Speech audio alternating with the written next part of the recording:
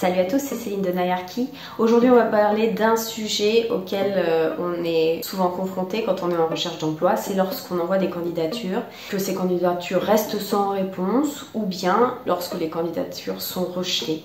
Et donc, on va voir comment vous pouvez réagir dans ces moments qui sont désagréables pour éviter de rater des opportunités par la suite.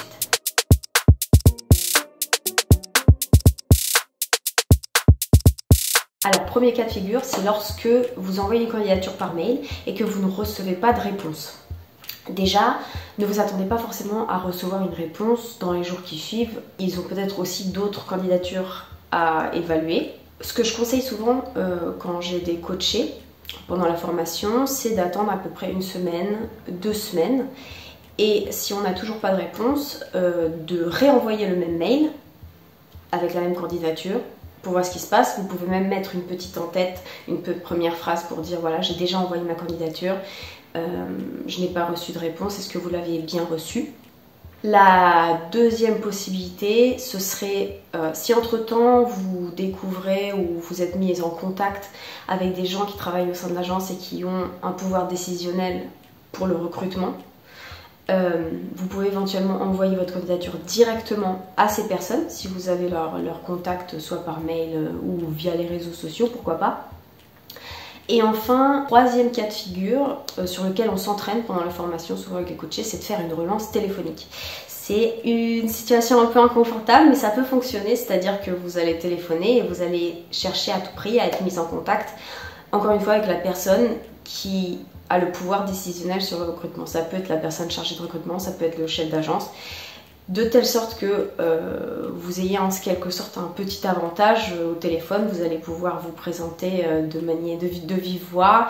Il y aura plus de chances que la personne se rappelle de vous ensuite. Mais que faire lorsque vous avez candidaté, donc par mail ou même lorsque vous avez fait un entretien, plusieurs entretiens, et là vous recevez un mail de refus de la part de l'agence. La plupart du temps, ce qui va se passer, c'est qu'on va avoir un flot d'émotions négatives. Ça va dépendre de chacun.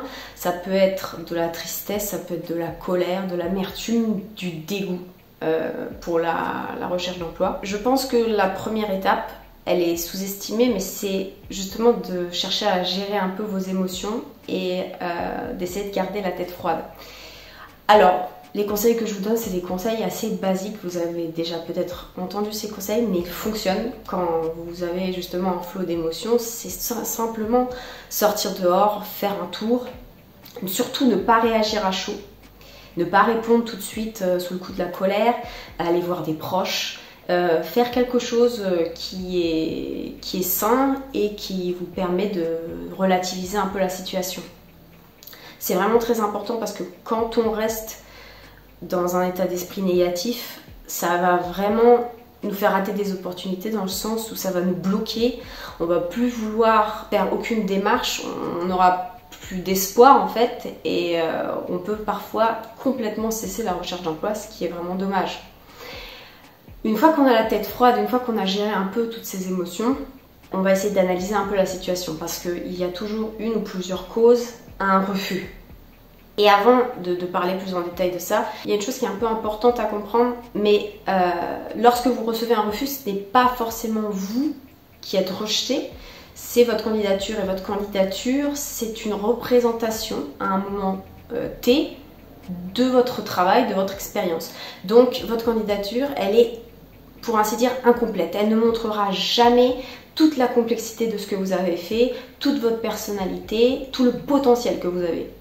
À partir de là, ce que je voulais dire, la plupart du temps, c'est que le motif de refus qui revient le plus souvent, c'est voilà, vous n'avez pas les compétences pour le poste, vous n'avez pas assez d'expérience pour le poste. Qu'est-ce que ça veut dire cette phrase? Quand on est dans un état d'esprit négatif, quand on n'a pas géré ses émotions auparavant, on va se dire tout de suite que c'est notre faute. Donc on va dire voilà, je le savais, c'est parce qu'il me manque tant d'années d'expérience, ou bien l'agence dans laquelle j'ai travaillé ou les agences dans lesquelles j'ai travaillé ne sont pas assez prestigieuses, ou bien les projets sur lesquels j'ai travaillé ne sont pas assez bien, je n'ai pas assez de compétences, je ne suis pas assez de manière générale. Alors qu'encore une fois, c'est votre candidature qui n'a pas été jugée assez convaincante. Et la plupart du temps, c'est vrai que quand je suis les coachés pendant la formation, on se rend compte qu'il y a 1001 façons de présenter une candidature pour une personne donnée. Et la plupart du temps, on ne creuse pas suffisamment. On part du principe, surtout quand on a un état d'esprit négatif, encore une fois, on part du principe que de toute façon on n'a pas fait assez. Et du coup, ça nous met dans une forme de réflexion limitée, c'est-à-dire qu'on va pas voir tout le potentiel qu'on peut montrer sur un projet. On va pas chercher forcément le petit détail qu'on avait fait, on l'oublie complètement. On va oublier un dessin qu'on avait fait, on va oublier une perspective qu'on avait fait. On ne va pas présenter les choses de la meilleure façon sur le CV, on va oublier des détails cruciaux. Vous voyez, c'est pour ça que je parlais, j'ai insisté sur la gestion des émotions et essayer de garder la tête froide face au refus, parce que ensuite, pour vous améliorer, ça va vraiment vous bloquer. Et donc une fois que vous avez analysé la situation, la plupart du temps, ce que la majeure partie des gens font, c'est qu'ils oublient ce refus et ils passent à autre chose. C'est déjà bien en soi, hein, vous allez envoyer d'autres candidatures. Mais si vous voulez aller un peu plus loin et vous démarquer des autres et montrer que vous êtes au-dessus de ce refus, vous pouvez répondre à l'agence. C'est pas juste répondre en disant d'accord, c'est noté, merci. Montrez que vous êtes encore ouvert aux opportunités. Et donc je vais vous montrer un exemple de mail que vous pouvez rédiger face à un mail de refus.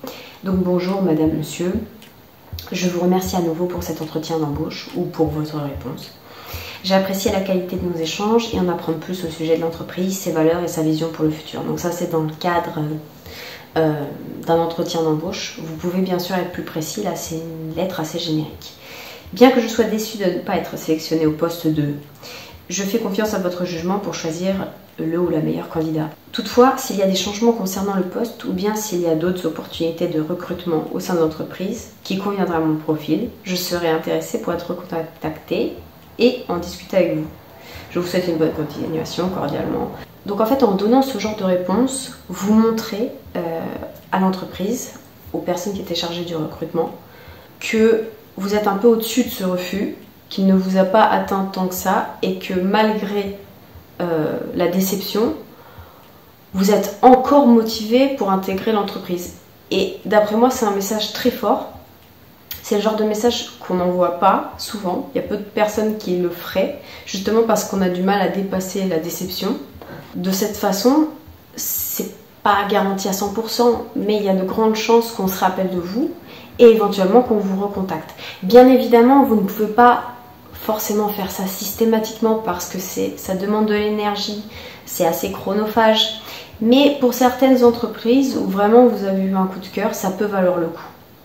Maintenant, si vous voulez aller plus loin, apprendre à faire une candidature sur mesure pour éviter de perdre du temps lorsque vous envoyez vos mails, pour éviter d'avoir trop de refus et réussir à cibler les bonnes agences plus rapidement, vous avez plusieurs possibilités. Il y a le livre que j'ai écrit qui est disponible au format électronique sur Amazon, donc pour les plus petits budgets. Sinon, vous pouvez suivre la formation sur le site au format vidéo. Vous pouvez aussi être accompagné par moi avec des sessions coaching.